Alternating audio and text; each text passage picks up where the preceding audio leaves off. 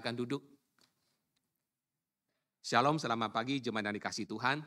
Bapak Ibu yang dikasih Tuhan, hari ini kita membahas kembali khotbah pembinaan yang kelima.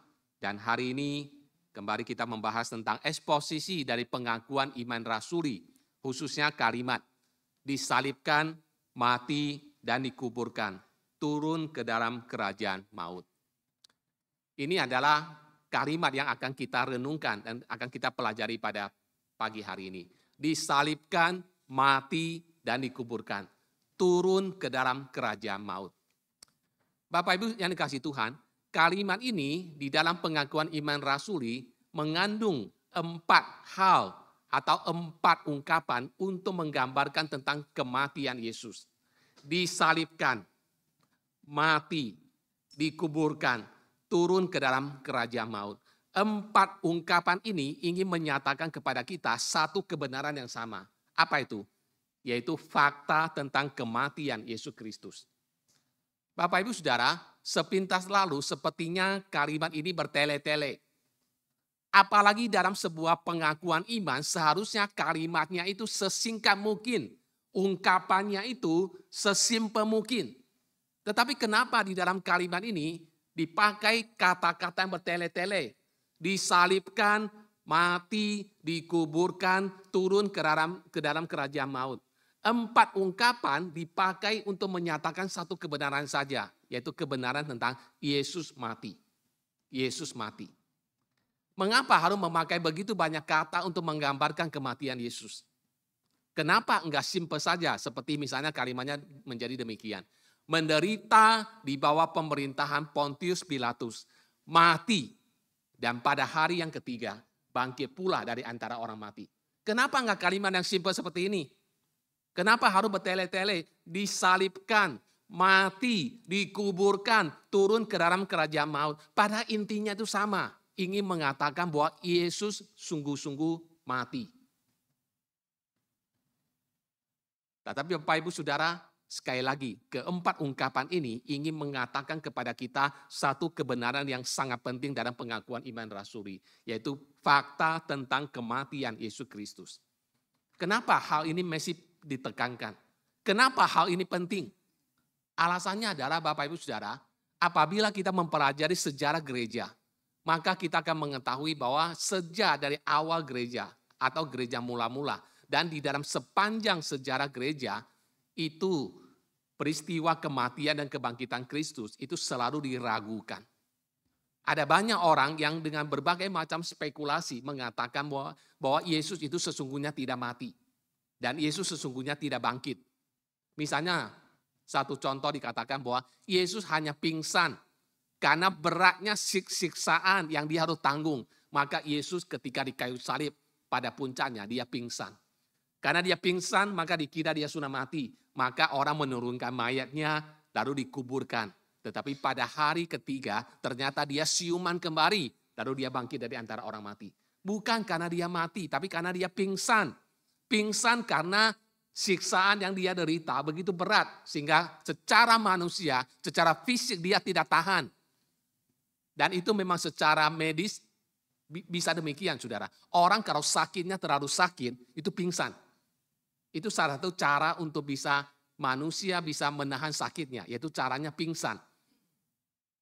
Jadi kata Yesus juga mengalami demikian. Yesus sesungguhnya tidak mati, tapi cuma pingsan. Dan pada hari ketiga dia siuman, lalu dia bangkit. Itu ada sebuah teori yang mengatakan demikian. Teori yang lain mengatakan yang disalibkan itu sebetulnya bukan Yesus. Jadi pada saat terakhir sebelum Yesus mati di kayu salib, Tuhan mengubah, menggantikan dengan orang lain. Ada mengatakan itu adalah Yudas Iskariot. Misalnya seperti orang Muslim mengatakan itu ada Yudas Iskariot. Ada yang mengatakan yang sebetulnya disalib itu adalah Simon dari Kirene. Orang yang bantu memikul salib Yesus itu loh. Ketika sampai di Golgota, dia yang disalibkan. Bukan Yesus yang disalibkan. Jadi semua teori ini ingin menekankan bahwa sebetulnya Yesus itu tidak mati. Itulah sebabnya kematian Yesus itu menjadi sebuah kebenaran yang harus kita nyatakan, saudara. Pertanyaannya adalah apa fakta bahwa Yesus sungguh-sungguh sudah mati? Apakah Yesus benar-benar sudah mati, saudara? Mari kita melihat beberapa faktanya. Pertama, Yesus berulang kali menubuatkan tentang kematiannya. Misalnya di dalam Matius 20 ayat 18 hingga 19 dikatakan, sekarang kita pergi ke Yerusalem dan anak manusia akan diserahkan kepada imam-imam kepala dan ahli-ahli Taurat. Dan mereka akan menjatuhi dia hukuman mati. Dan mereka akan menyerahkan dia kepada bangsa-bangsa yang tidak mengenal Allah. Supaya dia diolok-olokkan, disesah dan disalibkan. Dan pada hari ketiga ia akan dibangkitkan. Sekali lagi, penekanan tentang kematian Yesus dinyatakan di sini. Lalu fakta berikutnya, yaitu Pilatus menyerahkan Tuhan Yesus untuk disalibkan. Setelah pengadilan kepada Tuhan Yesus, sekalipun Pilatus tidak menemukan kesalahan yang layak untuk dihukum mati. Tapi karena desakan dari orang banyak, akhirnya Pilatus mengeluarkan dekret perintah supaya Yesus dieksekusi dengan hukuman mati. Fakta berikutnya, tentara-tentara Romawi itu merancang proses penyaliban yang brutal yang akan menjamin kematian yang sangat menyakitkan. Dan itu dilakukan kepada Tuhan Yesus. Kita bisa baca dalam keempat Injil. Lalu fakta berikutnya, saudara. Yesus disesah sebagai bagian persiapan untuk penyaliban. Keempat Injil mencatat bagaimana Yesus disiksa, dicambuk sebagai persiapan untuk penyaliban. Lalu tentara-tentara Roma juga menyatakan bahwa Yesus sudah mati. Faktanya apa? Yesus sudah mati. Sesuai dengan tradisi waktu itu. Dikatakan kalau sampai sore itu orang yang disalib itu masih bernafas, masih belum mati. Caranya untuk supaya dia cepat mati adalah kakinya dipatahkan. Karena apa?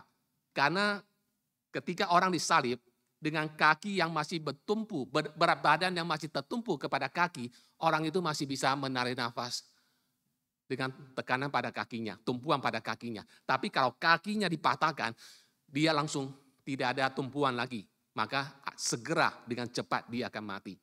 Jadi ketika dikatakan tentara sampai kepada mayat Yesus, kepada Yesus, salib Yesus, dikatakan dia tidak mematahkan kaki Tuhan Yesus. Kenapa? Karena mereka mendapati Yesus sudah mati. Jadi kaki Yesus tidak dipatahkan, membuktikan dia mati. Berikutnya, saudara, para tentara Roma menusuk perut Yesus dengan tombak untuk memastikan bahwa Yesus memang sudah mati. Sekalipun mereka melihat Yesus sudah tidak bergerak dan mereka tidak mematahkan kakinya. Tapi supaya make sure, supaya mereka yakin Yesus betul-betul sudah mati. Apa yang Alkitab katakan? Ketiga penulis Injil mencatat tentang Yesus ditombak lambungnya. Lalu dari situ keluar air dan darah dari lambungnya. Kenapa Yesus ditusuk dengan tombak? Untuk membuktikan, memastikan bahwa betul-betul dia sudah mati. Ini semua ada fakta-fakta yang ingin menekankan bahwa Yesus memang mati di atas kayu salib. Berikutnya, para wanita mempersiapkan rempah-rempah untuk penguburan Tuhan Yesus. Kenapa mereka melakukannya? Karena beberapa wanita ini menyaksikan proses Yesus disalibkan sampai Yesus diturunkan dari salib dan kemudian Yesus dikuburkan secara buru-buru oleh Yusuf dari Arimatea dan Nikodemus. Mereka menyaksikan, maka mereka mempersiapkan rempah-rempah. Lalu yang terakhir, para tentara Roma, para pemimpin agama Yahudi dan para murid-murid sepakat pada malam itu bahwa Yesus memang sudah mati. Jadi ini adalah fakta-fakta yang tidak bisa disangkal, yang tidak bisa didenial bahwa Yesus memang sudah mati. Pertanyaannya adalah, kalau faktanya memang Yesus sudah mati, kenapa kematian Yesus itu penting? Kenapa kematian Yesus itu penting? Kalau kita baca Ibrani pasal 9 dan Ibrani pasal ke-10, kita mendapatkan jawabannya. Kenapa kematian Yesus itu penting? Yang pertama, tanpa darah tidak ada pengampunan dosa. Tanpa pertumpahan darah tidak ada pengampunan dosa. Ibrani 9 ayat 22. Tanpa penumpahan darah tidak ada pengampunan. Harus ada darah yang dicurahkan supaya dosa manusia bisa diampuni. Itu ada ketetapan dalam hukum Taurat. Kedua, darah binatang korban tidak dapat mengampuni dosa. Ibrani 10 ayat keempat mengatakan, sebab tidak mungkin darah lembu jantan atau darah domba jantan menghapuskan dosa. Semua korban-korban dalam perjanjian lama, yaitu anak domba yang disembelih, semua itu hanya menutupi dosa manusia. Setiap kali orang Israel berbuat dosa, di dalam hukum Taurat dikatakan mereka mesti pergi ke bait Allah, ke rumah Tuhan, membawa korban anak domba, disembelih, darahnya dicurahkan. Supaya apa? Supaya dosa mereka bisa ditutupi. Tapi Bapak Ibu ingat, dosanya ditutupi, bukan dihapus. Dosanya cuma ditutupi. Dikatakan tidak mungkin darah lembu jantan atau darah domba jantan menghapuskan dosa. Hanya menutup dosa, tapi tidak menghapus dosa. Yesus mengorbankan dirinya bagi kita.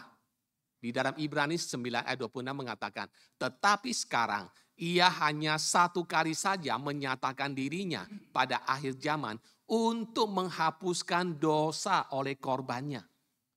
Hanya Yesus Kristus yang bisa menghapus dosa.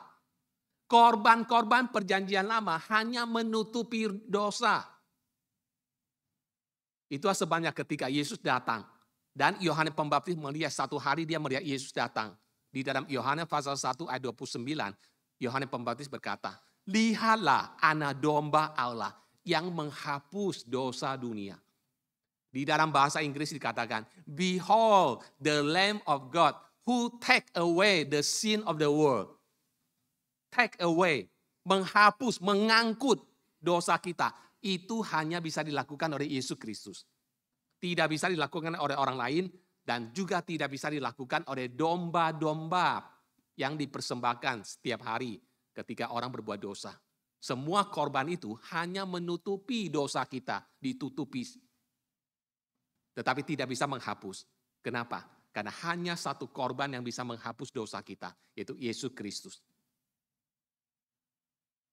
Berikutnya dikatakan, pengorbanannya itu menghapus dosa kita. Ibrani 9 ayat 28. Demikian pula Kristus hanya satu kali saja mengorbankan dirinya untuk menanggung dosa banyak orang. Lalu hanya ada satu-satunya korban untuk dosa.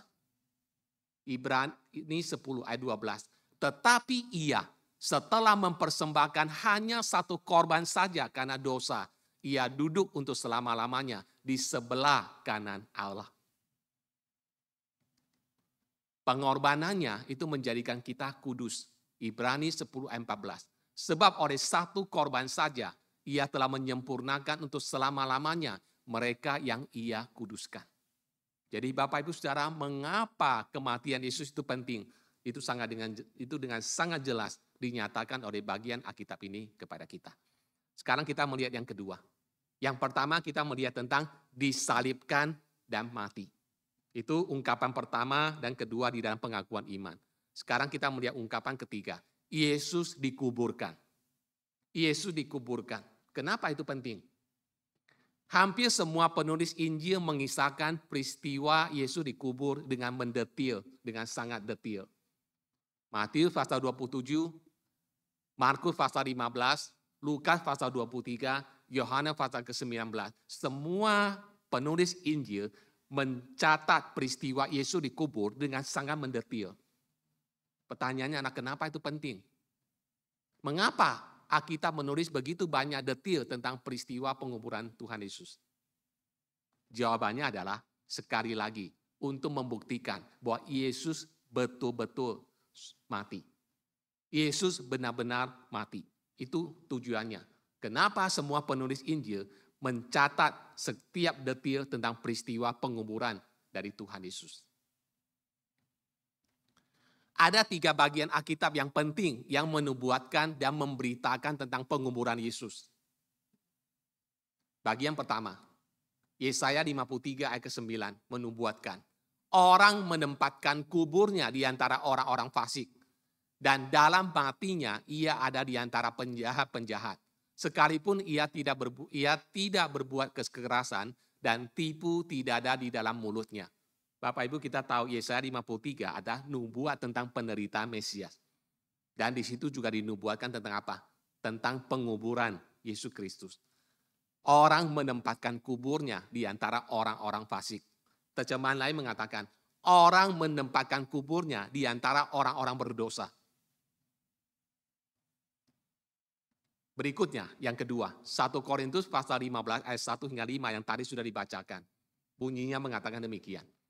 Dan sekarang, saudara-saudara, aku mau mengingatkan kamu kepada Injil yang aku beritakan kepadamu dan yang kamu terima. Dan yang di dalamnya kamu teguh berdiri. Oleh Injil itu kamu diselamatkan, asal kamu teguh berpegang kepadanya. Seperti yang telah kuberitakan kepadamu, kecuali kamu telah sia-sia saja menjadi percaya. Sebab yang sangat penting telah kusampaikan kepadamu, yaitu apa yang telah kuterima sendiri, ialah bahwa Kristus telah mati karena dosa-dosa kita sesuai dengan kitab suci. Bahwa ia telah dikuburkan dan bahwa ia telah dibangkitkan pada hari ketiga sesuai dengan kitab suci. Bahwa ia telah menampakkan diri kepada Kefas dan kemudian kepada ke-12 muridnya. Bapak Ibu, mari kita melihat detail urutannya dari peristiwa-peristiwa di sini. Dikatakan apa? Kristus telah mati, yaitu dikatakan Kristus telah disalibkan. Kemudian ia dikuburkan. Lalu kemudian ia dibangkitkan. Kemudian ia menampakkan diri kepada murid-muridnya. Sekali lagi, Yesus dikuburkan. Itu ditekankan. Untuk menekankan tentang kematian Kristus. Yohanes 12 yang ketiga, ayat Alkitab yang ketiga. Yohanes 12 ayat 1 hingga 8 itu mengisahkan peristiwa Yesus diurapi oleh Maria. Bapak Ibu, kalau kita baca Yohanes pasal ke-11, itu peristiwa di mana Lazarus dibangkitkan. Lazarus yang sudah 4 hari mati itu dibangkitkan.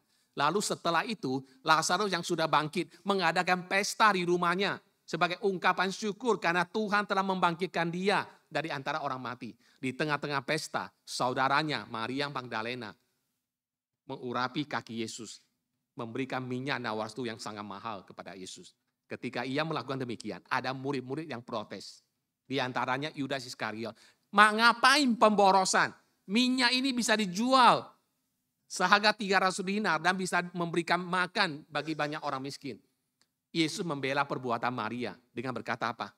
Dikatakan, biarkan dia melakukan hal ini mengingat hari penguburanku. Dan Bapak Ibu Saudara, kalau Bapak Ibu nanti baca, Yohanes pasal 12 ayat 1 dimulai dengan kata, 6 hari sebelum Paskah, Yesus datang ke Betania. 6 hari sebelum Paskah, artinya apa? 6 hari sebelum hari kematian Yesus.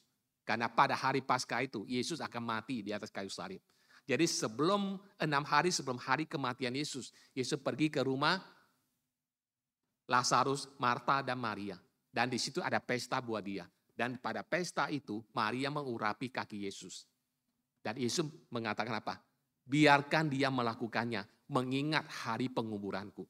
Karena waktu Yesus nantinya ketika dia disalibkan, mati dan diturunkan dari kayu salib untuk dikuburkan. Itu dilakukan secara tergesa-gesa. Yesus tidak dibalsem secara sesungguhnya karena sebentar lagi sudah hari Sabat. Tidak keburu mempersiapkan segala sesuatu. Jadi seadanya saja. Nah, sebelum itu semua dilakukan, Maria telah mengurapi Yesus dengan minyak. Dan Yesus mengatakan itu ada persiapan. Persiapan terbaik untuk penguburannya. Jadi itu ada nubuat tentang Yesus yang 6 hari lagi akan disalibkan, akan mati, dan akan dikuburkan. Sekali lagi Bapak Ibu Saudara, semua ini membuktikan semua nubuat dan catatan mendetil tentang penguburan Tuhan Yesus ini semata-mata untuk menegaskan sekali lagi bahwa Yesus memang benar-benar mati. Dia betul-betul mati untuk kita. Oke, sekarang kita lihat yang terakhir. Turun ke dalam kerajaan maut. Jadi Bapak Ibu Saudara, Yesus disalibkan. Membuktikan dia mati. Kalimat kedua dikatakan dikuburkan. Mati. Sekarang yang keempat, turun ke dalam kerajaan maut. Ini ingin menekankan sekali lagi tentang kematian Yesus Kristus. Apa yang terjadi antara saat kematian Yesus dan saat kebangkitannya? Pernahkah kita bertanya? Pada waktu hari Jumat Yesus disalibkan dan mati, dikuburkan. Hari Minggunya dia bangkit. Antara kematian sampai pada hari kebangkitan, apa yang terjadi? Apa yang terjadi di antara 2 hari itu, saudara? Atau pertanyaan lain, kita tahu bahwa tubuh Tuhan Yesus telah dikuburkan. Tetapi bagaimana dengan roh Tuhan? Roh Yesus kemana waktu itu? Tubuhnya memang sudah dikubur, tetapi rohnya ada di mana? Atau pertanyaan lebih jauh lagi, Kristus ada di mana? Dan apa yang dia lakukan antara waktu kematiannya pada hari Jumat dan kebangkitannya pada hari Minggu pagi? Di antara kematian Yesus dan kebangkitannya, di antara rentang waktu ini, Yesus ada di mana? Dan apa yang Yesus lakukan? Ini adalah salah satu pertanyaan yang banyak dipertanyakan dan juga menjadi perdebatan. Pengakuan iman rasuli yang kita baca mengatakan apa? Bahwa Kristus turun ke dalam kerajaan maut. Yesus turun ke dalam kerajaan maut. Dalam bahasa Inggris itu diterjemahkan dengan descended into hell. Yesus turun ke dalam, kalau hell kalau kita terjemahkan Indonesia apa? Kira-kira apa? Neraka. Ya, kita tahu kalau hell itu neraka. Jadi Yesus turun ke neraka. Dan ungkapan ini, Bapak Ibu Saudara, Yesus turun ke neraka. Ini menjadi kontroversi di antara banyak pendeta, banyak teolog, dan juga banyak gereja. Itu sebabnya Bapak Ibu Saudara, di dalam buku nyanyian rohani tertentu, misalnya kalau kita dari GKI, kita biasa dengan Kidung Jemaat. Kidung Jemaat itu bagian belakangnya, itu ada lampiran tentang pengakuan iman rasuli, pengakuan iman Athanasius, pengakuan iman Nisea Konstantinopel. Nah, di buku nyanyian rohani yang lain, misalnya PPK, Puji-pujian Kristen, itu juga ada lampirannya, tapi ada bedanya. Kalau Bapak Ibu memperhatikan puji-pujian Kristen, itu biasanya lagu pujian untuk gereja-gereja Mandarin, gereja-gereja Injili di Indonesia. Di dalam kalimat ini, disalibkan, mati, dikuburkan, turun ke dalam kerajaan maut itu di dalam kurung. Kenapa? Karena di antara gereja-gereja Injili ada yang tidak mengucapkan kalimat Yesus turun ke dalam kerajaan maut. Tidak semua gereja mengucapkannya. Salah satu contohnya ada gereja Metodis. Gereja Metodis di dalam pengakuan imannya hanya mengucapkan disalibkan, mati, dikuburkan, pada hari ketiga bangkit pula dari antara orang mati.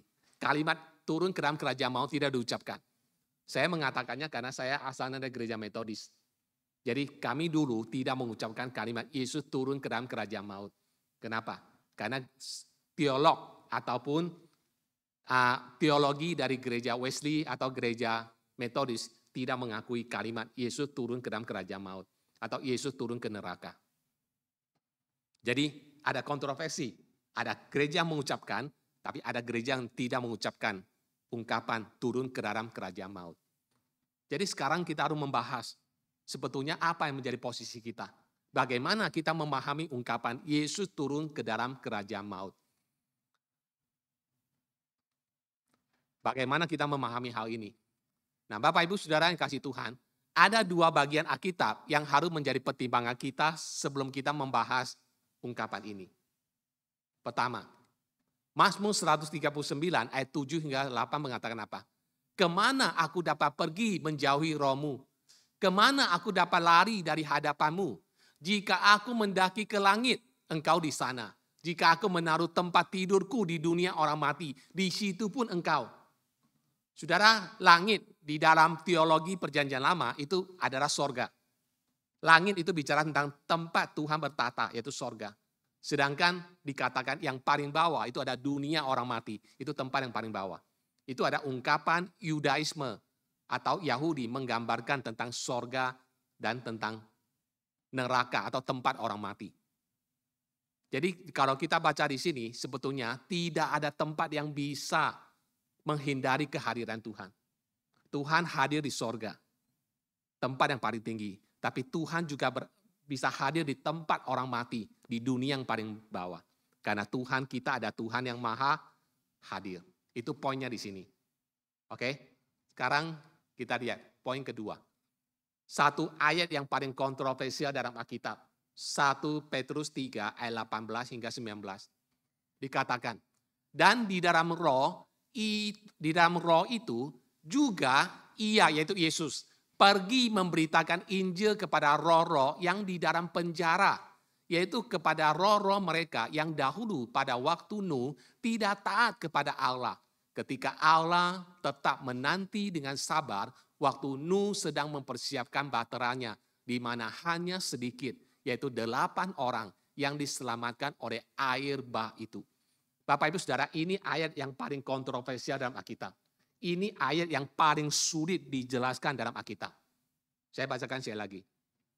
Dan di dalam roh itu juga Yesus pergi memberitakan Injil kepada roh-roh yang di dalam penjara, yaitu kepada roh-roh mereka yang dahulu pada waktu Nuh tidak taat kepada Allah. Ketika Allah tetap menanti dengan sabar waktu Nuh sedang mempersiapkan baterainya, di mana hanya sedikit, yaitu 8 orang yang diselamatkan oleh air bah itu. Bapak Ibu Saudara, kenapa ditekankan tentang orang-orang yang tidak taat pada zaman Nuh? Kenapa ini ditekankan? Karena peristiwa yang dicatat dalam Alkitab, di mana satu-satu kalinya terjadi dalam sejarah dunia, di mana seluruh umat manusia dibinasakan oleh Tuhan, itu terjadi di zaman Nuh. Oke? Di dalam sepanjang sejarah itu ada momen tertentu, misalnya ada genocide di Afrika, atau misalnya Holocaust,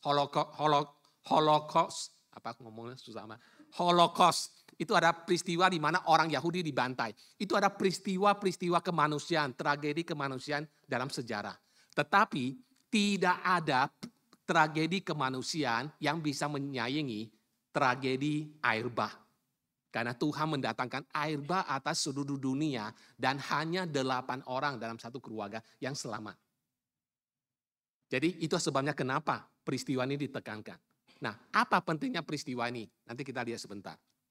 Ayat ini dianggap sebagai ayat yang paling sulit di dalam perjanjian baru untuk ditafsirkan. Kemungkinan inti dari ayat ini adalah untuk menyatakan bahwa antara waktu kematian Kristus dan kebangkitannya, yang tadi kita tanya, ya, waktu Yesus disalibkan, mati, dikuburkan, sebelum dia bangkit, apa yang Tuhan Yesus lakukan dalam rentang waktu itu? Yesus pergi kemana? Dia melakukan apa? Kemungkinan ini yang dia lakukan, yaitu di antara waktu kematian Kristus dan kebangkitannya, ia pergi ke dunia orang mati, yaitu Sheol, untuk memberitakan kabar kemenangannya atas kematian dan dosa. Ini yang terjadi, saudara. Di saat antara kematian Yesus dan kebangkitannya, di saat itu Yesus pergi ke dunia orang mati. Untuk apa? Untuk memberitakan tentang kemenangannya atas dosa dan atas kematian. Ini kemungkinan adalah tafsiran yang paling tepat tentang apa yang ditulis dalam 1 Petrus 3 ayat 18 hingga 19. Ada pendeta yang terlalu jauh menafsirkan ayat ini dan berkata bahwa Yesus sedang memberitakan Injil kepada orang-orang mati dan memberi mereka kesempatan untuk bertobat. Ada pendeta-pendeta, ada teolog yang menafsirkan ayat yang tadi ini, 1 Petrus 3 itu, sebagai Yesus pergi ke dunia orang mati untuk memberitakan Injil. Supaya apa? Orang yang sudah meninggal dikasih kesempatan lagi untuk bertobat dan percaya. Oke? 10 tahun yang lalu di Indonesia, di Bandung, itu ada pendeta yang berkhotbah, yang setiap minggu dia 2 kali berkhotbah di kuburan. Dia keliling kuburan-kuburan yang ada di Jawa Barat. Dia keliling di kuburan malam-malam, lalu dia berkhotbah di situ. Supaya apa? Karena dia sedang meniru apa yang Tuhan Yesus lakukan, memberitakan Injil kepada orang mati. Karena dia mengatakan Yesus pergi memberitakan Injil kepada orang mati untuk memberikan kesempatan kedua kepada orang mati untuk bertobat. Maka dia pun pergi ke kuburan-kuburan berkhotbah supaya orang-orang yang mati itu dikasih kesempatan untuk dengar Injil supaya mereka bisa bertobat. Pertanyaannya adalah apakah ini sesuatu yang benar sesuai dengan firman Tuhan atau tidak? Ini bukan ajaran Alkitab. Karena Alkitab mengajarkan bahwa hari ini, artinya dalam hidup ini adalah hari penyelamatan itu. Selagi kita masih hidup di dunia. Kalau mati sudah tidak ada kesempatan. Ibrani 9 ayat 27 mengatakan apa? Dan sama seperti manusia ditetapkan untuk mati hanya satu kali saja. Dan sesudah itu dihakimi. Kita ditetapkan untuk mati hanya satu kali saja. Setelah itu apa? Setelah kematian apa yang terjadi? Penghakiman. Tidak ada lagi kesempatan kedua untuk diselamatkan, saudara. Kesempatan untuk menerima Yesus dan mendapatkan keselamatan cuma dalam hidup ini. Ketika kita mati, maka tidak ada lagi kesempatan. Kita mau doakan orang yang sudah meninggal pun tidak ada gunanya. Tidak akan merubah nasib mereka. Karena nasib seseorang hidup kekal atau mati kekal ditentukan ketika dia masih hidup di dunia ini. Ketika dia masih ada di dunia ini, ada kesempatan untuk dia percaya atau tidak. Setelah itu tidak ada lagi kesempatan. Mau berapa lama kita mendoakan orang-orang mati pun tidak ada gunanya. Sudah tidak ada kesempatan bagi mereka. Bapak Ibu Saudara, bahasa Ibrani dan bahasa Yunani memiliki sebutan untuk kerajaan maut atau dunia orang mati. Itu adalah Sheol dan Hades. Sheol adalah bahasa Ibrani, bicara tentang dunia orang mati. Yaitu tempat di mana orang-orang meninggal pergi ke sana. Itu namanya Sheol, itu istilah Ibrani. Dan untuk perjanjian baru yang ditulis dalam bahasa Yunani, dunia orang mati itu adalah katanya Hades. Oke, dunia orang mati. Nah, sedangkan neraka di dalam Alkitab itu adalah dalam bahasa Yunani adalah Gehenna. Yang disebut sebagai place of eternal suffering. Dan sudah pasti Yesus tidak pergi ke sana. Karena Gehenna itu adalah tempat yang Tuhan sediakan bagi setan dan para pengikut-pengikutnya. Jadi pada waktu kita mengucapkan pengakuan iman, disalibkan, mati, dikuburkan, turun ke dalam kerajaan maut. Sebetulnya turun ke dalam kerajaan maut itu apa? Itu bicara tentang dunia orang mati. Dan Yesus pergi ke dunia orang mati untuk apa? Seperti yang tadi kita baca di dalam 1 Petrus 13. Untuk memberitakan, memproklamirkan kemenangannya atas kematian dan atas dosa. Kepada siapa? Kepada umat manusia yang pada zaman Nuh, yang menurut catatan Alkitab adalah tempat atau waktu di mana seluruh umat manusia di dunia itu dibinasakan oleh air bah. Di situ Yesus memberitakan tentang kemenangannya atas kuasa dosa dan atas kuasa kematian. Untuk apa? Untuk memberikan kesempatan kepada mereka untuk bertobat? Tidak. Karena kesempatan bertobat cuma dalam hidup ini. Ketika mereka tidak mendengarkan khotbah dari Nuh, ketika Nuh memperingatkan tentang Tuhan akan menghancurkan dunia, maka selama 360 tahun lebih Nuh membuat bahtera sambil berkhotbah, sambil meminta orang bertobat karena Tuhan akan menghancurkan dunia dengan air bah. Tapi tidak ada yang percaya. Segitu besar bahtera yang dibutuhkan waktu 300 tahun lebih untuk dibangun, diselesaikan. Pada akhirnya sia-sia. Di tengah bahtera yang begitu besar, cuma hanya satu keluarga, 8 orang selamat. Dan ketika pada hari kematian Yesus, menjelang hari kebangkitannya, Yesus pergi ke sana untuk memberitakan tentang kemenangannya, tentang keselamatannya yang pernah ditolak oleh orang-orang pada zaman Nuh. Jadi saudara, Yesus turun ke dalam kerajaan maut. Yesus pergi ke dunia orang mati. Itu memang sesuai dengan Alkitab. Karena Alkitab mengatakan demikian. Jadi Bapak Ibu Saudara, Yesus pergi ke dunia orang mati untuk menunjukkan bahwa kematiannya itu memang nyata. Fakta. Jadi sebagai kesimpulan Bapak Ibu Saudara, sekali lagi statement dalam pengakuan iman rasuli yang berbunyi, disalibkan, mati, dikuburkan, turun ke dalam kerajaan maut adalah sebuah statement dengan tujuan yang sangat jelas untuk menyatakan bahwa kematian Kristus adalah sebuah fakta sejarah. Kita mengatakan bahwa upah dosa ialah maut dan setiap orang berdosa harus menghadapi kematian yang kekal. Itulah sebabnya Kristus menggantikan kita untuk menghadapi hukuman itu dengan jalan disalibkan, mati, dikuburkan, turun ke dalam kerajaan maut. Artinya Tuhan Yesus mengalami kematian itu untuk kita semua, menggantikan kita. Dan itu adalah fakta sejarah untuk keselamatan kita. Biarlah firman Tuhan ini menjadi berkat untuk kita semua. Ada pertanyaan? Kalau ada saya kasih kesempatan kalau ada yang mau bertanya. Kalau malu untuk bertanya di sini, nanti WA aja nggak apa-apa. Ada? Kenapa?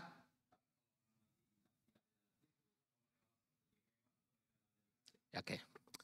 Gehenna itu adalah the place of eternal suffering. Itu kalau menurut Alkitab dan menurut tafsiran-tafsiran daripada teolog, itu akan dihuni oleh manusia atau setan dan para pengikutnya ketika Yesus Kristus datang kedua kalinya. Ketika Yesus datang kedua kalinya, Yesus akan menghakimi. Nanti pengakuan iman Nasrani berikutnya dikatakan apa?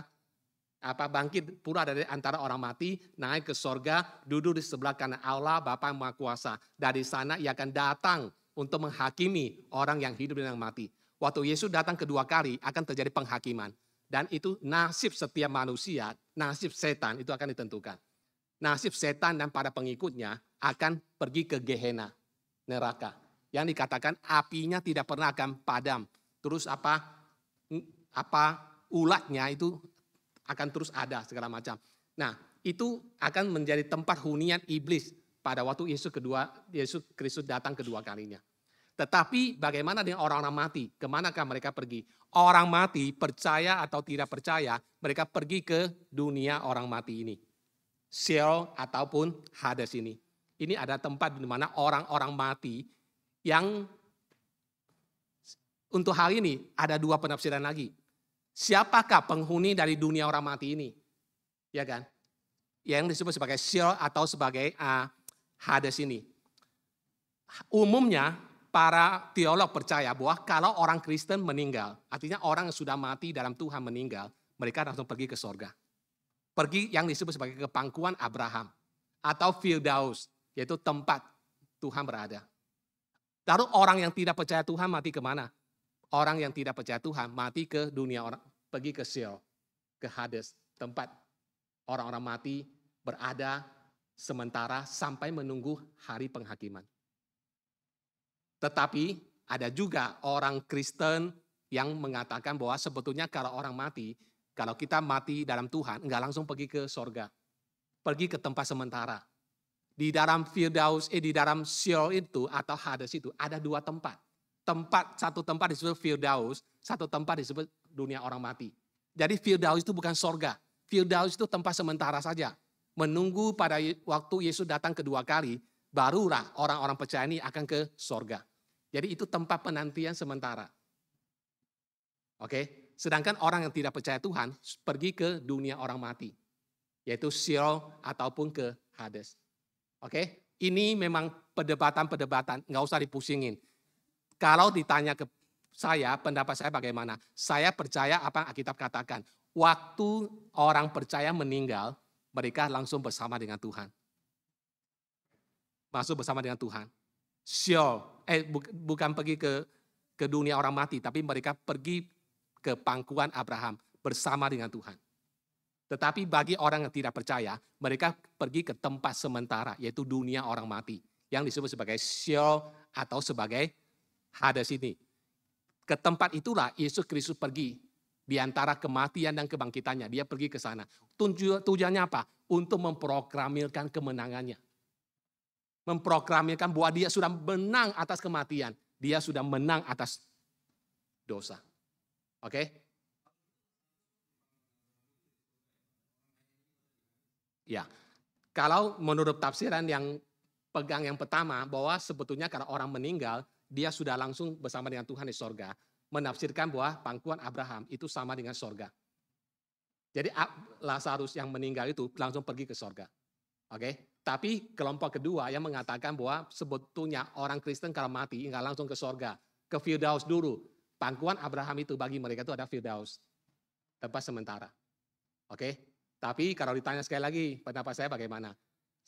Pendapat saya adalah ketika orang percaya mati dalam Tuhan, dia sudah bersama dengan Tuhan di sorga. Ya, itu masih spekulasi. istilahnya masih tafsiran, nggak jelas. Ya, tapi percaya saja, nggak usah pusing-pusing Bapak Ibu Saudara. Kalau kita dipanggil Tuhan, kita langsung bersama Tuhan. Orang yang kita kasih kalau sudah dipanggil Tuhan, mereka langsung bersama dengan Tuhan. Oke? Ada lagi? Oke. Ya, silakan Ida.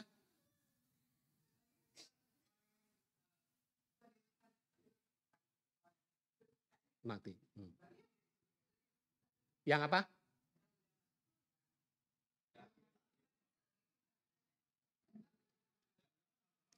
Ya. Sekali lagi, itu juga ada lagi dua pendapat. Oke? Pendapat pertama mengatakan bahwa sebetulnya orang percaya di dalam Tuhan tidak lagi mengalami penghakiman. Ya kan? Dia mati, sebetulnya dia udah langsung bersama dengan Tuhan. Udah beres. Ya kan? Sudah tempat bersama dengan Tuhan di sorga. Pendapat kedua mengatakan tetap orang Kristen itu akan tetap mendapatkan penghakiman. Penghakimannya bukan bicara lagi soal dia mendapatkan sorga atau neraka, bukan. Tapi penghakimannya dalam pengertian orang Kristen harus mempertanggungjawabkan segala perbuatannya sejak dia menjadi orang Kristen. Jadi waktu kita sudah diselamatkan hari ini, kita sebagai orang Kristen, kita kan semua sudah diselamatkan Tuhan. Tapi bagaimana apa yang kita lakukan dengan keselamatan kita, nanti satu hari harus kita pertanggungjawabkan di hadapan Tuhan. Keselamatan yang sudah aku anugerahkan kepadamu dengan cuma-cuma, bagaimana dengan hidupmu? Itu bicara tentang upah di sorga, bicara tentang upah. Ya, bicara tentang upah. Bukan bicara soal kita akan dihukum kekal atau apa, sorga dan neraka, bukan. Tapi mempertanggungjawabkan kehidupan kita setelah kita menjadi orang Kristen. Itu bagi orang Kristen. Oke, bagi orang tidak percaya sudah jelas itu akan pemisahan seperti domba dan kambing. Masih baca apa Matius pasal 20 berapa itu? 25 ya. Domba dan kambing. Kita milik Tuhan atau kita bukan milik Tuhan. Itu. Oke, sorry. Ya, Sharon. Oke.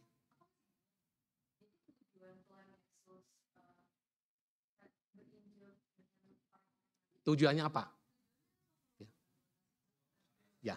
Ya. Jadi betul. Sekali lagi 1 Petrus pasal 3 itu adalah ayat yang paling sulit ditafsirkan. Dan sampai hari ini jurnal-jurnal yang ditulis untuk mengomentari ayat itu masih terus. Itu dari zaman udah berapa ratus tahun lalu.